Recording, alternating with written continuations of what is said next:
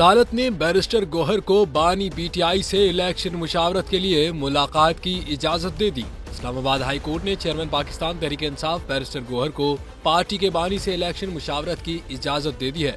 जराये के मुताबिक Islamabad high court ने चेयरमैन पाकिस्तान तहरीक इंसाफ बैरिस्टर गौहर और दीगर वकला की इलेक्शन मुशावरत के लिए बानी पीटीआई से मुलाकात की इजाजत के लिए दायर दरख्वास्त निपटाते हुए उन्हें इलेक्शन के लिए बानी पीटीआई से मुलाकात की इजाजत दे दी है।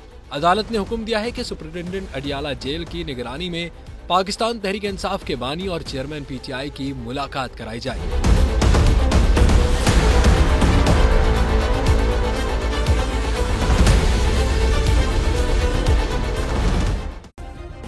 सब्सक्राइब करें और बेल दबाएं ताकि कोई खबर रह न जाए।